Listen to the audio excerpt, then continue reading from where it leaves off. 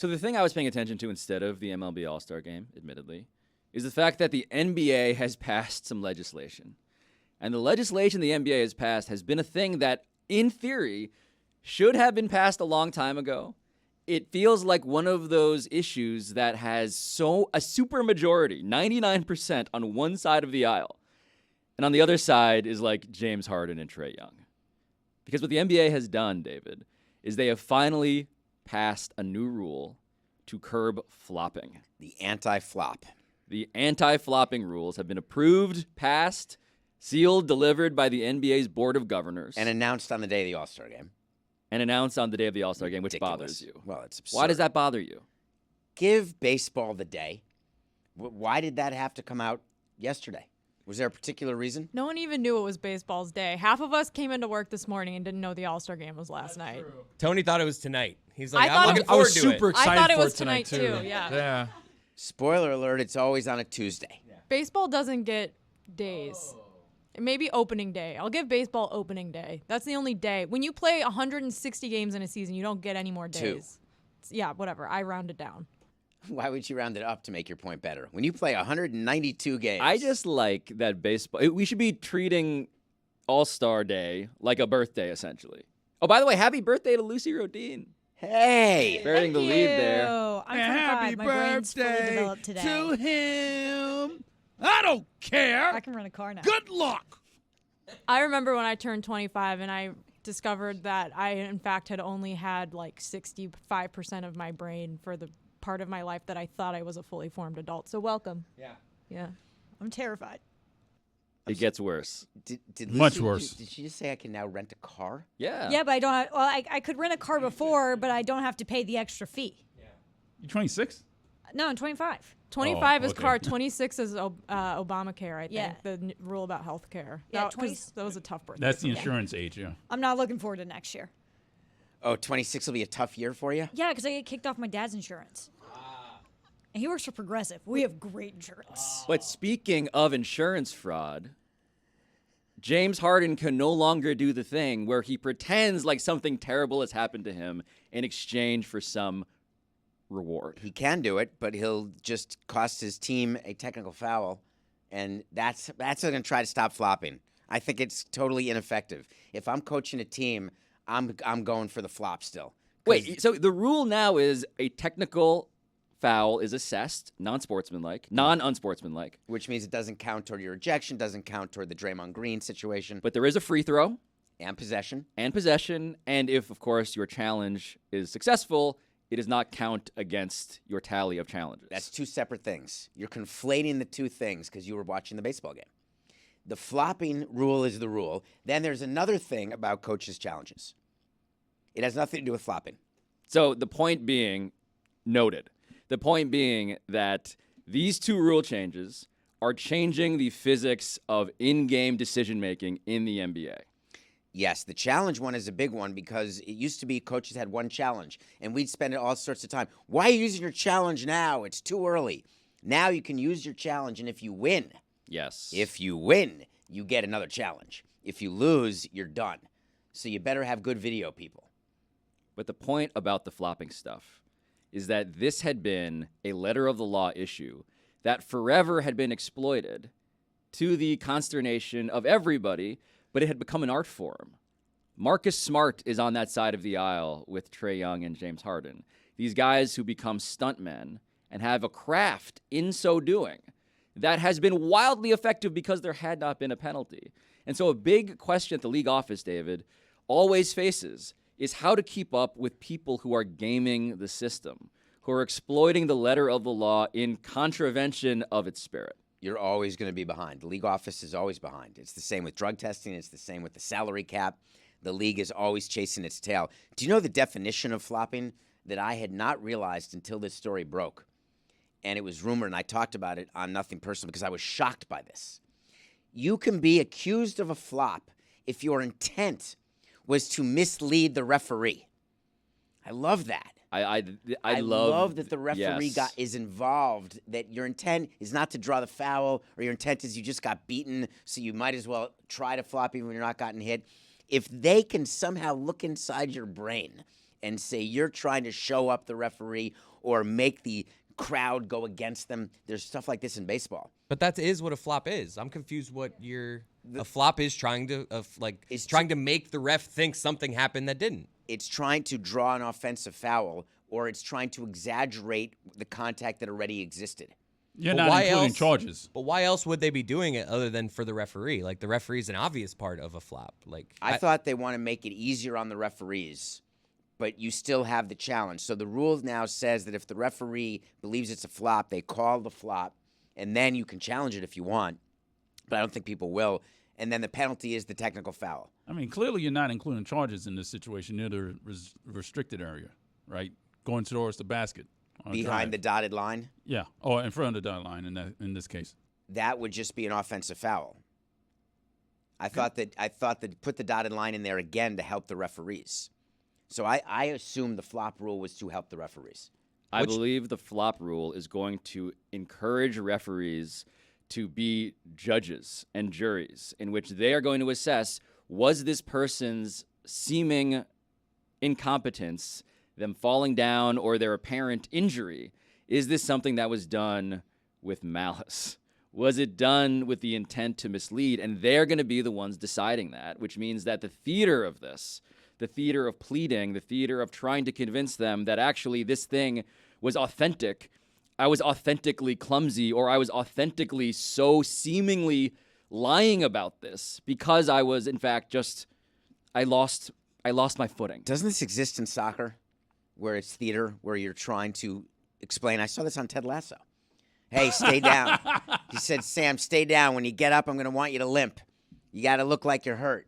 I assume that's what's always going on in soccer. Across all sports, though. Who flops in football? I mean, the idea that you would fake an injury. Wide receivers, cornerbacks, like pass interference calls. There's always Oh, flop. yes. like pretending. Quarterbacks Yes. have flopped famously. a receiver like flailing his arms like he was held. Flail. Yeah. But all of that stuff, the theatrics of drawing the attention of a referee, what these rules are now trying to do is say, if you try to do that and we notice that you're trying to lie to us, that is a technical foul. So is it the quarterback when they're pushed at the end of a pass? They get the ball off. Yeah. They're just pushed, and all of a sudden they fall back 40 feet. Yeah, I mean, I think that's a flop. That maybe. I mean, also, maybe sometimes it's not. Actual it's hard physical to violence in determine football. because football players are extremely large. So if a football player pushed me, I would probably fall back theatrically. But referees already do this. Like, they're already determining intent with the degree of fouls that are given in a game. So I don't necessarily see the distinction. I think the distinction is going to be the technical foul because now there's teeth. Now if the referee says you're lying, it's not that I don't call it. It's that now you actually get assessed for the attempt to lie to me. Imagine at the end of a game. Right? No, it's This is a deterrence. this is it's a an big attempt to change. deter. It's an attempt to deter people from the calculation that I lose nothing if I try to lie and don't get away with it. So that's the analytics. When you're telling your players, you don't mind your players trying because there's no penalty. So why wouldn't they try? Now, when you're coaching your team, I'm actually telling my players, we don't want to be doing this because we are running the risk of losing what matters, which is the point. What's your favorite official signal in all of sports? I love the tiny technical foul. A tiny technical. Oh, yeah. You've seen it Just like a quick little ding. There's some Yep. NBA referees who do that. They just do this. the finger, I like that. vertical finger, horizontal finger. No, it's Tiny not, T. yeah, I it's like not just it. that. You're blowing the whistle, and then Yeah. I like the one where the whole arena thinks it was a charge and it's a block, and he just gets Oh, yeah. no. like the hands down to the hips. Yep. no, it's the offensive foul. He turns around, does a little run, and then Dick Bavetta, the Dick Bavetta, yep. I like the umpire, the punch out. just out at first. I love Just- the home plate, some of the strike like a calls. strike three. Yeah, you have to have something, right? Yeah. You have umpires, when you speak to umpires, they practice this. I love the little league guys that like run in front of home plate and do a split.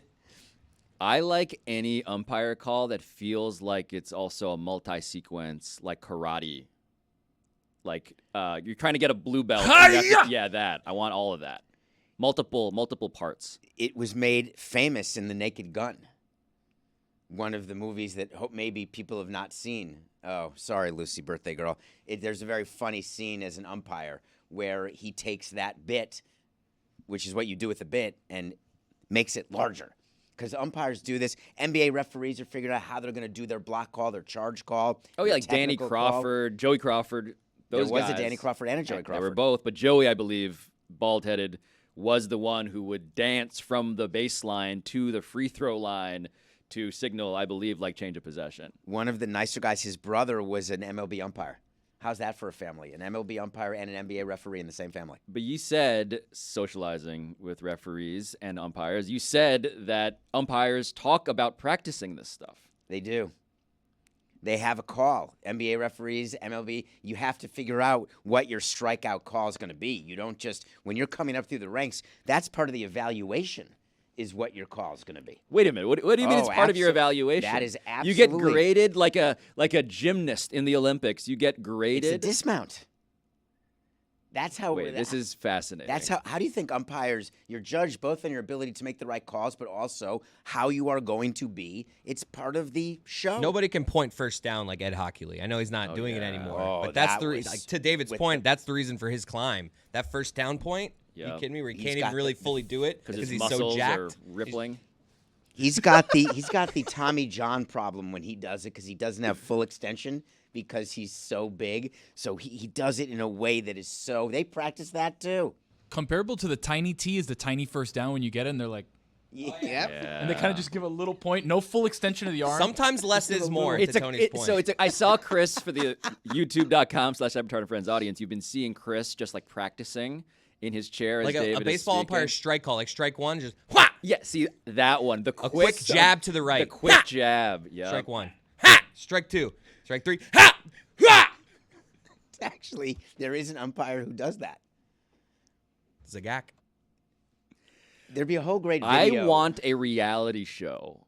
The video I want is the reality show in which umpires have to get in front of other umpires and audition by calling the third strike, calling whatever. There's also the out at first base. Sometimes when you're punching a guy out at first base, some umpires lift a leg. Yes. So when they're punching out, the right leg goes up like a dance move. I like less is more at first base. Just a point and then a little lean back and a thing. And I don't sometimes need there's a the lean whole. back. I don't need the whole full punch. There was a guy that gave a massive punch. I don't know if you guys saw this. There was a video of the guy who gave like a one of these like out on first base. A little bit of cleanup. So possession will not change. We knew that on this flop stuff. Flopping violations cannot be directly reviewed by a coach's challenge, though. Thank you for that cleanup. Yeah, important cleanup. Also, I think we should say clean up one more time. Well, before we keep I going. mentioned cleanup because Dan Orlovsky tweeted this thing.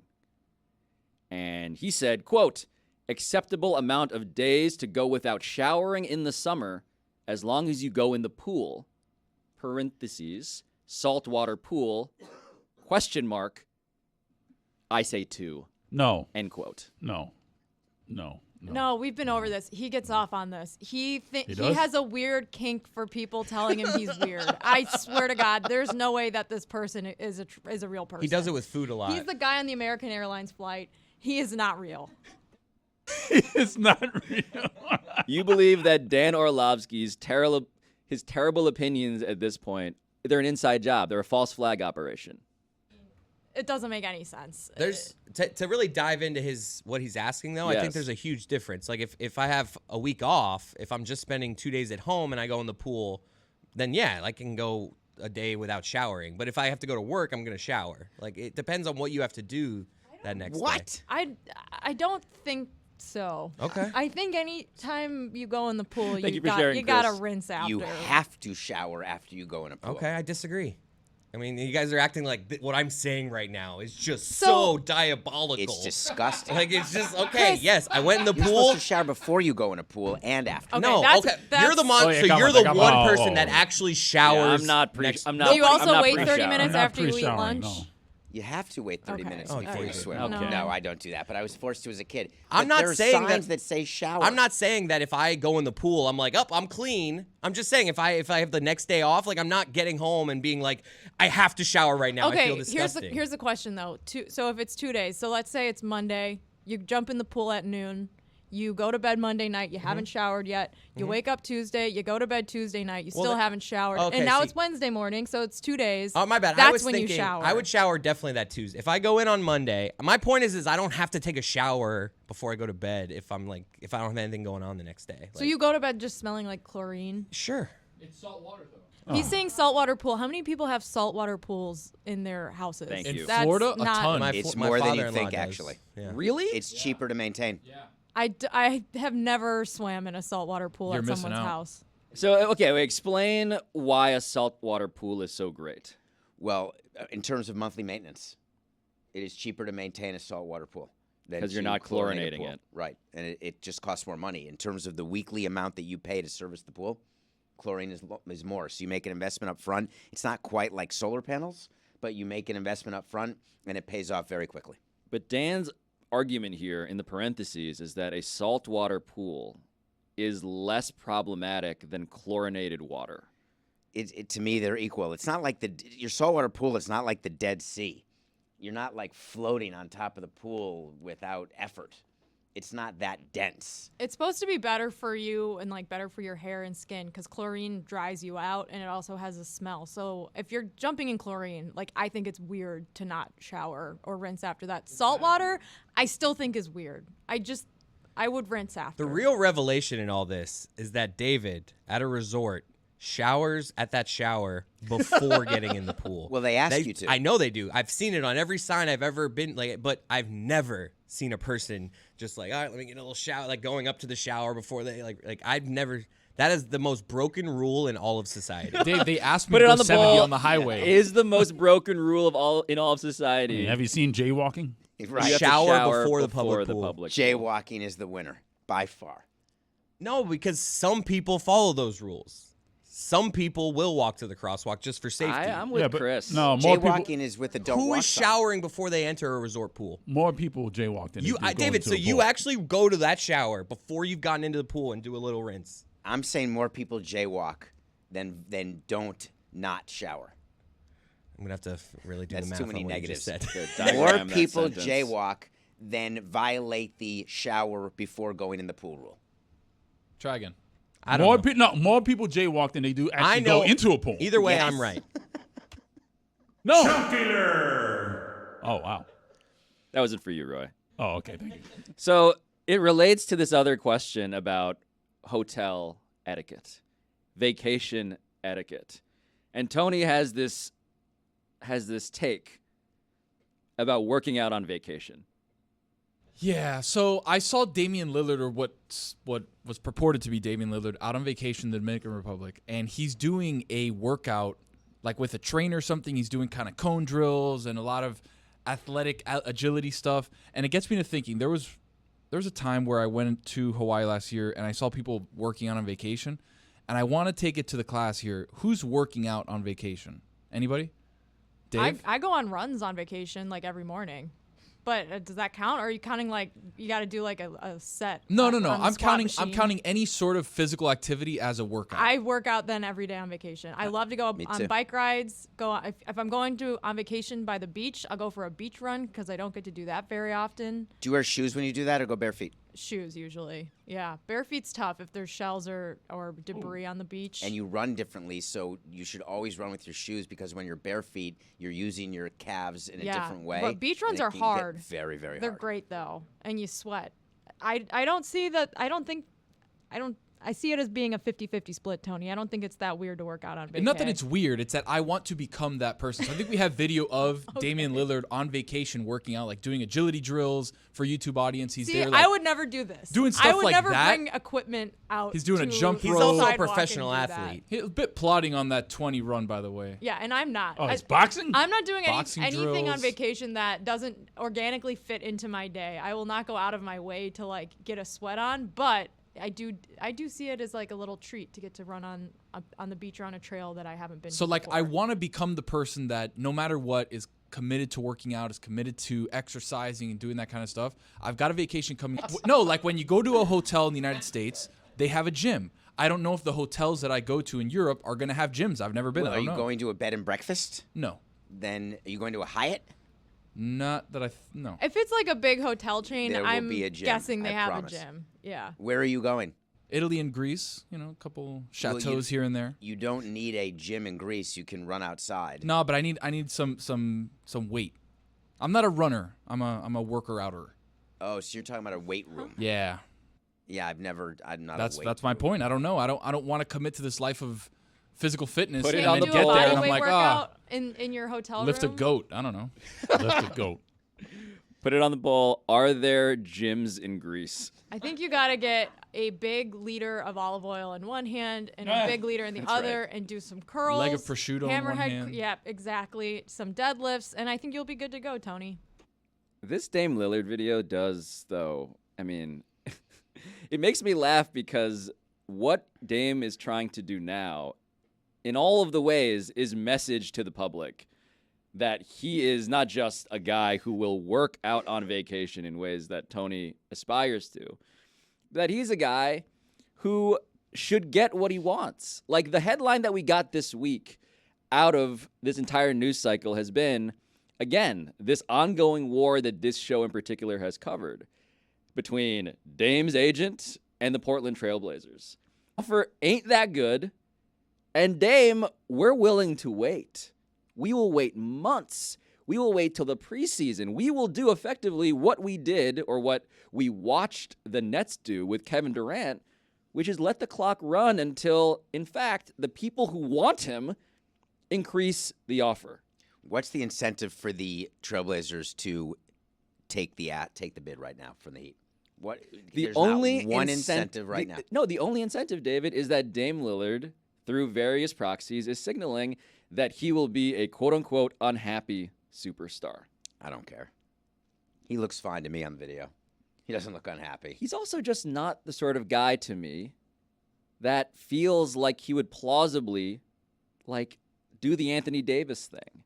The thing where he doesn't show up. The thing where he wears a passive-aggressive / aggressive T-shirt saying, "That's all, folks," on the way out of the Pelicans. I just don't think Dame is so sensitive. Everything, these videos, his music, the way that he's messaging, what he wants, everything is done so sensitively when it comes to controlling his narrative of I'm a good guy and I would never be the person who would betray his team. All of that indicates that he would not do Except anything this time. like that. Except for now. Now it's all different. Otherwise, I'll never do it. But this one time, I will work out when we're on the road. So you're going to want me on your team. Yes. I'm your guy. I'm going to bring a title to Miami, the place where they cannot win titles. I'm the difference maker. It's angering to me what Lillard's doing. I love what the GM is doing and what Portland's doing. Let him rot. Well, hold on, though. That's my Christ, view. I'm man. not, That is my view. Let him stay in Portland. And he said, can you imagine? He said, if they trade me anywhere else, the agent said this. He may not report. well, but that's Great. so the Save the money. That, to me, is the only leverage a player really has. It's the leverage in this circumstance. It's the leverage of saying, I don't care about public backlash. I don't care about the reputation you thought I had or you thought that I wanted. I'm going to be the biggest pain in the ass. And you're going to want me out because the news cycle will be so annoying that the cost benefit will tilt in favor of just getting me the hell out of there. And I just don't think Dame Lillard has the stones. I don't begrudge that move. I don't. This is just the game. This is the game within the game, right? I know you hate If the he game. wants to lose $45 million, let him lose it. But this is the other No, question. David loves the game. He's saying the team should be playing the game. Yeah, we don't care. I love the game. No, but the game in which you're saying I want you'll the game. lose $45 million, this is where the NBA, and this is where Adam Silver's NBA has to make a real choice. Are you going to be the league where you take away a player's salary if they are in a contract standoff like this? You have to go to work. You can't not go to work when you are being paid to go to work. He can't say, I don't want to play for the Pistons, therefore I'm not going to work. Stugotz Stugotz does it all the begs to time. differ. Wow. Wow. Oh, We did not plan that. Holy sh- Oh my God. We High need to five. take a break right now. The fact that you guys just had a jinx. Do you call jinx, or is that an old person? Just show me thing? a soda or something. What's the Jinx thing? I don't. Isn't it jinx? Lucy, what do the young people Coca-Cola, say? right? We say jinx. Okay. But you can- Jinx. Yeah, it's just jinx, and then I feel like old people are like, give me a can of Coke or something like that. Yeah. David Phillips Sampson.